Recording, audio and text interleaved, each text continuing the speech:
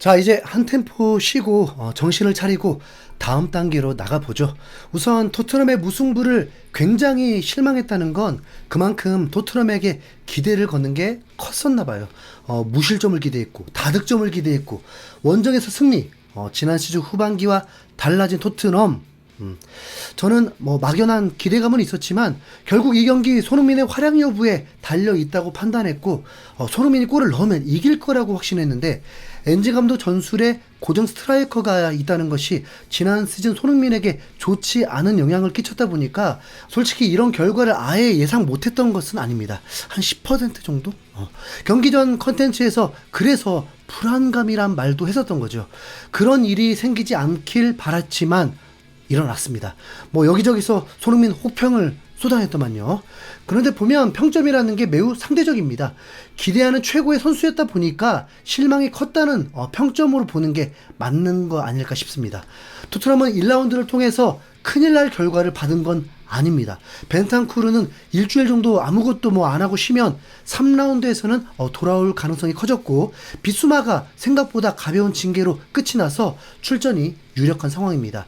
팀은 패배가 아니라 승점 2점을 날린 건데 상위권 팀들의 경쟁이 매우 치열할 것이기 때문에 다른 팀들에게도 무승부는 자주 일어날 것입니다. 그리고 엔지 감독이 고집만 부린 것이 아닙니다. 인터뷰를 통해서 스스로 자평하길 지난 시즌과 달라진 게 없다고 본인 입으로 얘기했습니다. 그럼 어떤 감독이 자 그대로 또 밀어붙인다, 나는 2년차에 우승을 했었다, 그러니까 그대로 밀어붙인다, 말이 전혀 맞지 않습니다. 그쵸?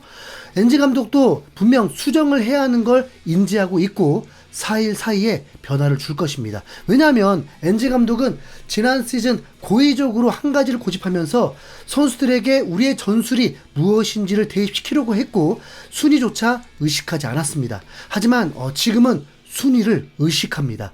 순위를 의식한다는 것은 변화를 준다라고 볼 수 있을 것입니다. 그러니까 여러분, 아직 너무 단정 짓지 맙시다.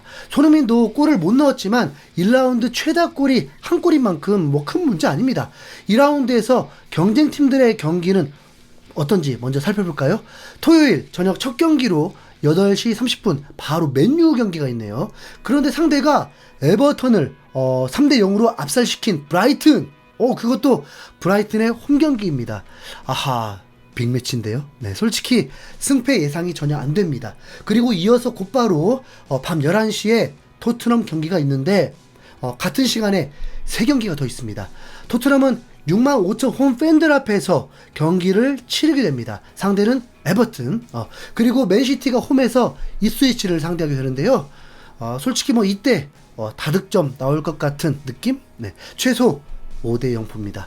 그리고 새벽 시간에 아스톤빌라와 아스날의 빅매치가 있습니다. 아스톤빌라가 확실히 전력이 더 좋아졌다고 하고 오른쪽 풀백 정도만 보강하면 더 좋을 것 같다고 하니까 아스날도 긴장될 것입니다. 아스날 개막전 승? 상대가 울버햄튼이었다? 사실 승리가 대단했던 거 아닙니다. 아스톤빌라는 지난 시즌 홈에서 엄청나게 강했던 팀입니다. 거기다 아스날이 지난 시즌 유일하게 2패를 당했던 팀이 있었는데 바로 아스톤빌라였습니다. 홈 원정 다 이겨버렸어요. 네, 빅매치 맞죠? 그리고 일요일 밤에는 울버햄튼이 첼시를 상대합니다. 울버햄튼 스케줄이 매우 좋지 않네요. 2연속 강팀이라니. 뉴캐슬은 본머스를 원정에서 상대하고 1라운드에서 퇴장당한 선수도 있다 보니까 공백을 잘 메꿀 수 있을지 지켜봐야 합니다. 리버풀은 홈에서 브렌트포드를 상대하는 일정입니다.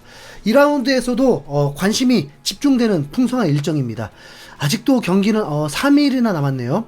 토트넘이 에버튼을 상대로 승리의 물꼬를 터야 하는 건 대단한 변화를 줘야 하는 건 아닙니다.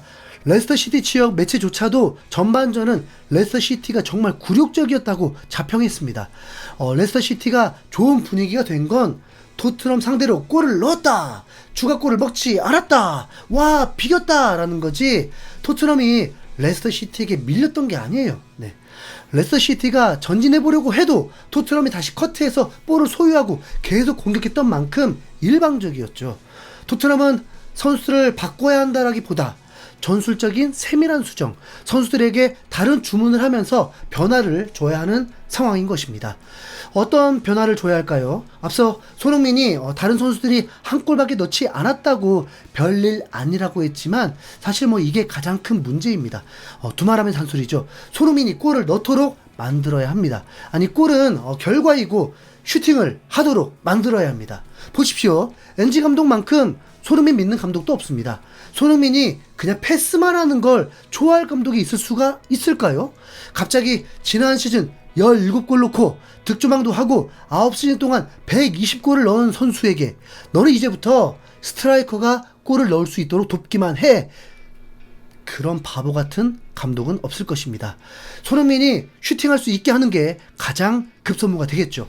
토트넘은 다시 한번 내려앉는 팀을 상대하게 됩니다. 그리고 정말 이걸 해결해야만 앞으로의 시즌을 기대할 수 있습니다. 약팀 상대로 불안감을 계속 일으키면 안 되잖아요. 게리 네빌이 토트넘의 전술을 매우 흥미롭게 봤었고 전력 보강을 하면서 올 시즌 4위 안에 토트넘이 들 것이라고 예상했는데 이 한 경기 만에 갑자기 마음을 바꿔버렸다고 합니다. 교체 선수들을 보니까 오히려 선수층이 깊지 않다고 느끼면서 문제가 생길 수 있다면서 오히려 첼시가 더 좋은 스쿼드를 보유했다고 했습니다. 실제로 첼시가 맨시티를 상대로 패배했지만 좋은 경기력을 보여줬죠. 그러면서 오히려 자신감을 갖게 되었습니다. 엔지 감독의 인터뷰에서 저는 힌트를 찾을 수 있었습니다. 포스테코글루 감독은 파이널 서드에서 날카로움이 부족하고 몇몇 잘못된 판단을 내린 것이 상당히 실망스럽다. 우리 축구가 마땅히 받아야 할 보상을 받지 못했다. 잘못된 판단들이라고 하죠. 그렇다면 엔지 감독은 선수들에게 그 부분을 분명히 지적을 할 것입니다. 선수들도 당연히 플레이 이후에 그런 판단들을 하겠죠. 17분에 코너킥을 통해서 세컨볼이 왔을 때 손흥민이 트래핑을 한 후에 왼발 중거리 슛을 했는데 이때는 세 가지 선택 중 하나였죠. 다이렉트로 중거리 슛 아니면 왼쪽이나 오른쪽. 그런데 손흥민을 마크한 레스터시티 선수가 있었고 달려 들어올 때 역동작이 걸리도록 오른쪽으로 바로 페인팅을 했거나 킥하기 직전에 다시 한번 접었다면 더 좋은 오른발 슈팅이 나왔을 텐데 아쉽죠. 손흥민이 26분에 박스 안에서 플레이가 딱 그랬거든요. 자신을 마크하려고 달려 들어오니까 오히려 역으로 드리블을 치면서 득점 찬스를 만들어줬습니다. 아쉬웠을 때가 있으면 뭐 좋을 때도 있잖아요.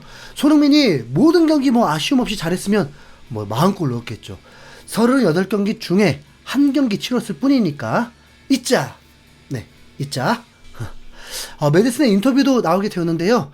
메디슨도 인터뷰에서 전반전 때 경기를 완전 지배하면서 3대0, 4대0은 만들었어야 했다면서 아쉬워했고 토트넘을 B클럽이라고 말하면서 레스터시티 정도는 이겼어야 한다고 했습니다. 그리고 간접적이지만 추측이 가능한 우승을 하려고 하면 이런 경기에 무조건 3점을 가져와야 한다고 했습니다.